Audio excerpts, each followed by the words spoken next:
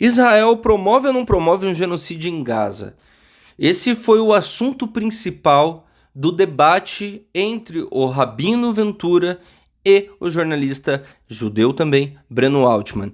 Vamos lá, gente. O Breno Altman participou do debate com o Rabino Ventura no podcast Três Irmãos e eles conversaram muito sobre a situação que Israel tem feito na faixa de Gaza. Israel tem metralhado a faixa de Gaza. Vamos lá, levantamento da CIA, se eu não me engano foi do final do ano passado, se eu não tô louco. De 66 mil mortos que já tinham acontecido naquele momento, 17 mil apenas tinham alguma relação com o Hamas. Todos os outros eram 100% inocentes. De 66 mil mortos, apenas 17 mil possuíam alguma relação com Hamas. Tem gente que utiliza de subterfúgios retóricos para tentar disfarçar a realidade, para não enxergar a realidade. Mas afinal de contas, o Hamas existir justifica um genocídio contra inocentes? Vamos falar sobre isso? Sobre o debate do podcast Três Irmãos, vou deixar o link aqui na descrição, vale muito a pena você ver. O Rabino perde totalmente a estribeira no terço final do debate. Quando ele fica sem argumentos, ele não consegue mais debater, porque ele não tem mais dados, e os dados eu vou trazer alguns aqui.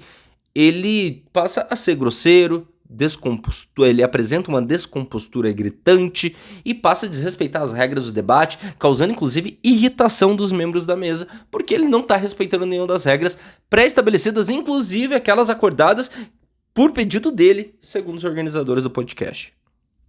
Ok, eu vou me aprofundar agora sobre o porquê o que está acontecendo na faixa de Gaza é sim um genocídio.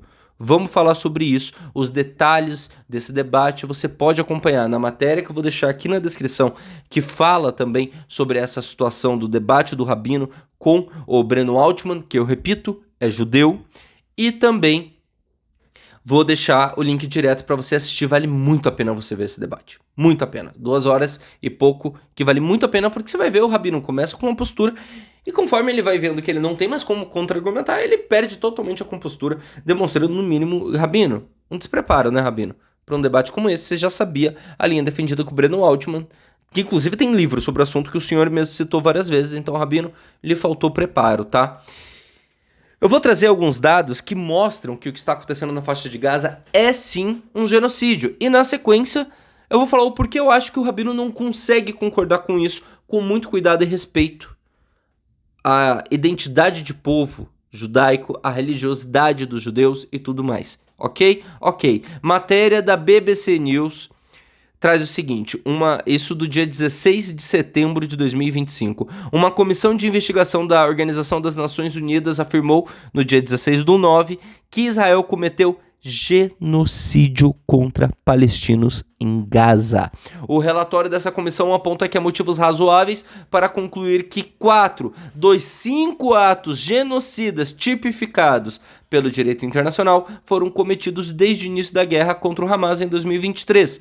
Matar membros de um grupo nacional, étnico, racial ou religioso, causar graves danos físicos e mentais, impor deliberadamente condições destinadas a destruir esse grupo e impedir nascimentos. O documento da ONU cita declarações de autoridades israelenses e o padrão de conduta da Força de Israel como evidência de uma intenção genocida. O Ministério de Relações Exteriores de Israel rejeitou o relatório, classificando como distorcido e falso.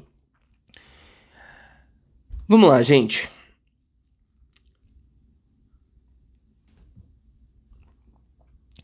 Israel tem feito ataques desde 2023 contra todo o território ali da faixa de Gaza, todo o território do povo palestino, tem matado crianças, tem matado famílias inocentes, tem matado pessoas que inclusive estão em campos de refugiado. Esse é um crime de guerra que, se isso não faz você se escandalizar, a pessoa está num campo de refugiado e é morta, você morreu por dentro ou você é uma pessoa ruim. Você é uma pessoa ruim, você é um ser humano péssimo. Eu vejo muitos cristãos não se desvalecendo, de crianças morrendo em campo de refugiado, crianças morrendo desnutrida, porque Israel não deixa chegar ajuda humanitária. Que cristianismo de Araque é o seu? Essa é a minha pergunta para você. Cristão que não consegue sofrer com a dor de crianças morrendo desnutrida, com criança gritando: vocês estão nos matando, para de nos matar.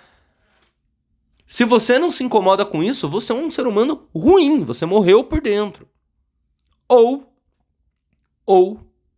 você é uma pessoa tão fechada nos seus dogmas e nas suas verdades que você não consegue enxergar um palmo à sua frente. Eu vejo muitas pessoas religiosas, eu vejo muitas pessoas politizadas, no caso, com suas vertentes políticas, que fanatizadas, essa é a palavra, que deixam de lado o senso crítico. Eu vou falar sobre isso daqui a pouco. O exército israelense lançou a ofensiva em Gaza após o ataque sem precedentes do Hamas contra o sul de Israel, em 7 de outubro de 2023, quando cerca de 1.200 pessoas foram mortas e 251 foram feitas reféns. Desde então, ao menos 64.905 pessoas morreram em ataques israelenses em Gaza, segundo o Ministério da Saúde local, administrado pelo Hamas. A maioria da população em Gaza foi deslocada diversas vezes. Estima-se que mais de 90% das casas na faixa de Gaza estão danificadas ou destruídas. Os sistemas de saúde, de água, de saneamento e higiene entraram em colapso, especialmente em segurança alimentar, apoiados pela ONU. Especialistas em segurança alimentar apoiados pela ONU declararam o estado de fome na cidade de Gaza. A Comissão Internacional Independente de Inquérito sobre os Territórios Palestinos Ocupados foi criada pelo Conselho de Direitos da ONU em 2021 para investigar supostas violações do direito internacional humanitário e dos direitos humanos, que estava acontecendo desde 2021. A comissão concluiu anteriormente que o Hamas e outros grupos armados palestinos cometeram crimes de guerra e outras violações graves do direito internacional em 7 de outubro. Ok? Ok. Ali, crime de guerra. Beleza. Errado. O Hamas não é santo. O Hamas não é santo. Alô, galera da esquerda brasileira que ainda defende o Hamas. O Hamas também cometeu crime de guerra. Vamos seguir. O painel de 3 especialistas é presidido, vou pular isso aqui. A comissão concluiu então que o Hamas ele cometeu crime de guerra e que as forças de segurança israelenses cometeram crimes contra a humanidade e crime de guerra em Gaza. A comissão afirmou que em seu último relatório foi a conclusão mais contundente e confiável da ONU até o momento sobre a guerra. No entanto, não fala oficialmente pela ONU. O documento tem 72 páginas. Vamos lá, gente. Vamos lá. Matar membros de grupo por meio de ataques e objetos protegidos, ataques a civis e outras pessoas sob proteção, além de imposição deliberada de condições que provoquem mortes. Israel está fazendo isso a rodo. Causar danos físicos ou mentais graves a membros do grupo por meio de ataques diretos contra civis e objetos protegidos, maus tratos severos e detidos, deslocamentos forçados e destruição ambiental. Israel acabou com a cidade de Gaza. Impor condições de vida destinadas à destruição do grupo. Você impede de chegar alimento, é isso que está fazendo. Total ou parcial, pela destruição de estruturas e terras essenciais aos palestinos, eliminação e bloqueio de acesso a serviços médicos, deslocamentos forçados, impedimento de chegada de ajuda, água, eletricidade e combustível, violência reprodutiva e medidas específicas que afetam crianças. Adotar medidas para impedir nascimentos, como no ataque de dezembro de 2023, a maior clínica de fertilidade de Gaza, que teria destruído cerca de 4.000 embriões, além de 1.000 amostras de esperma e óvulos não fertilizados. Você entende? Israel está destruindo embriões, óvulos, está matando crianças. Hamas cometeu crime de guerra? Cometeu, absurdo, errado.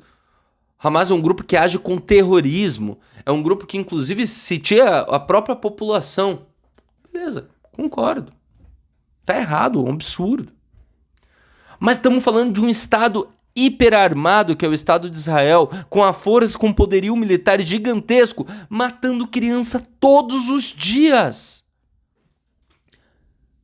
Todos os dias. Esse relatório aqui fala de 64 mil, mas a CIA fala de 66 mil mortos. Dos 66, 17 mil somente tinham ligação com a Hamas. Agora, por que o Rabin e muitas pessoas não conseguem enxergar o genocídio que acontece em Gaza?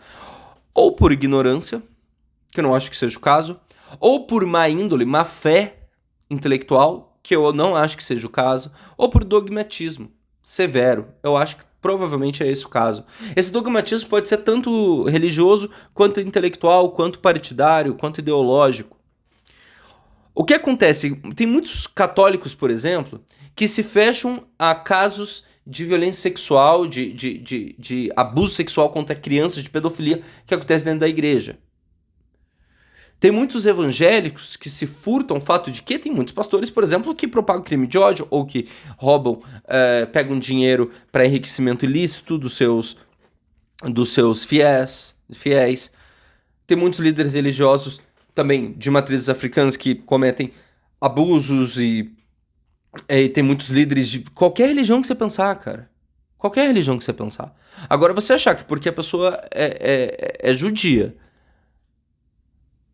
que ela professa essa fé, que ela professa esse dogma, que ela professa esses valores, que ela puxa para si a sua descendência e com tudo aquilo que vem junto, com toda a sua cultura, e que por isso Benjamin Netanyahu é um santo que não está cometendo atrocidades contra a humanidade, que vai inclusive contra o que quase a totalidade das religiões prega, pelo menos as suas linhas não radicais. Isso é porque você tá fechado num dogma. Reparem, eu aqui quando faço vídeos, eu acabei de fazer isso. Eu critiquei o Hamas e critiquei Israel. Em uma escala de crítica, eu acho que Israel tá muito pior do que o Hamas, porque o Hamas é um grupo terrorista, mas que fez um ato no dia no 7 de outubro de 2023, fez um ato em 2023, absurdo, tenebroso, já fez muitos outros atos durante toda a sua vida, mas ele não tem 1/10 do poderio militar de Israel. Tanto que olha o que Israel está fazendo na faixa de Gaza, gente. Se destruir 90% dos lares. Se dizimar um povo. Isso é genocídio. Isso é genocídio. E repare que eu estou falando do governo de Benjamin Netanyahu. Eu não estou falando que o povo israelense...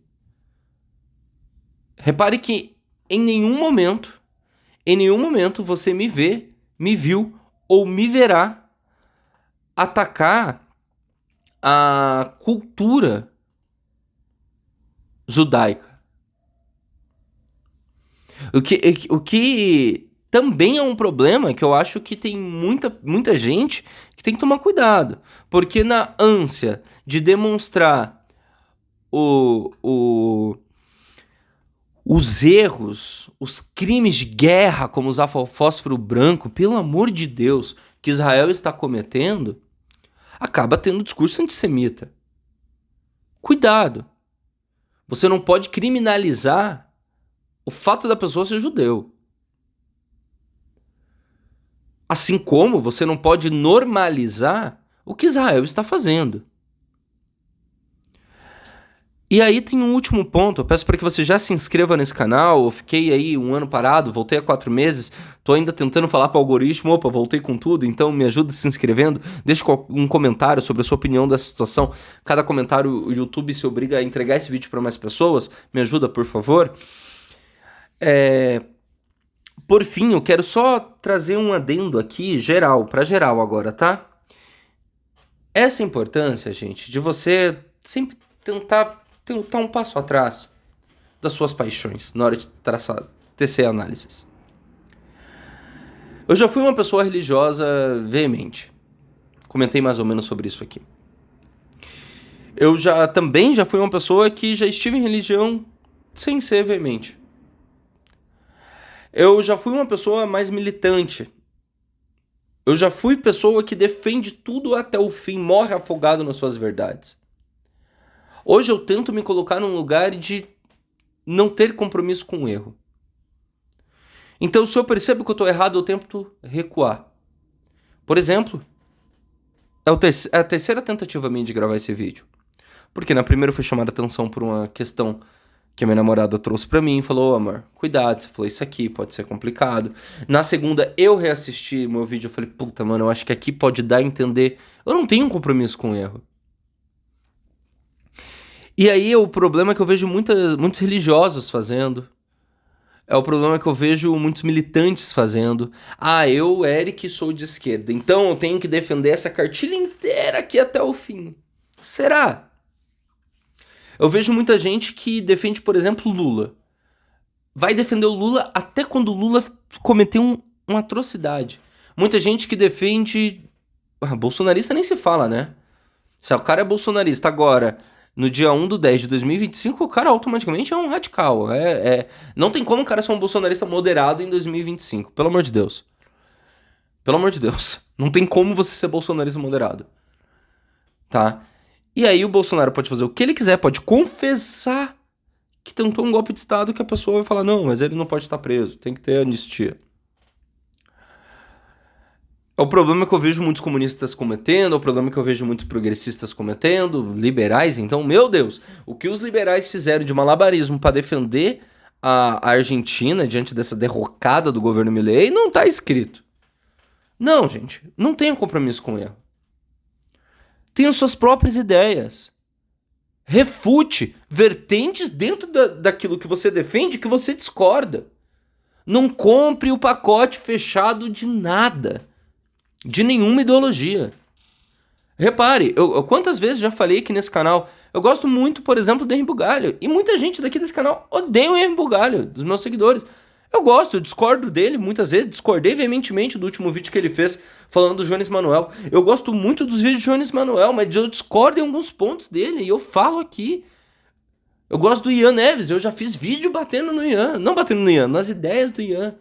Quantas vezes já fiz vídeo falando de cirista, sendo que eu acho muito positiva a pauta trabalhista. Mas eu acho que os trabalhistas não estão certos sempre, não. Eu acho que talvez o meu tempo de Brasília tenha me dado essa malandragem, eu vou chamar assim, essa expertise, esse senso crítico, autocrítico. Porque em Brasília eu vi gente do PDT fechada com bolsonarismo, eu vi gente de partido bem voltado à esquerda, eu vi gente do PSOL conversando com Kim Kataguiri como se fossem amigos, eu vi gente do PT aliado, conversando, fechando com Luio, com gente do Centrão. Eu vi bolsonarista beijando a mão de gente de esquerda. E em Brasília, então, eu percebi que, mano, não dá pra se apegar a tudo como ferro e fogo. Eu gostaria que todo mundo tivesse tido essa experiência que eu tive. E como eu sei que a maioria das pessoas não teve nem vai ter, eu resolvi vir aqui me expor. É um risco pra mim. Eu, como jornalista, me arrisco. Arrisco minha profissão. Vocês sabem que os veículos de comunicação, sua gigantesca maioria, pelo menos veículos mainstream, são de direita, são liberais. Eu me arrisco a fazer esse tipo de vídeo, mas eu acho que é necessário. Deixe seu comentário o que você acha, curta, comenta, compartilha. No link da descrição desse vídeo tem link para nossa comunidade Fatos e Rumos, onde a gente debate as pautas importantes para o país. Beijo, até a próxima, tchau.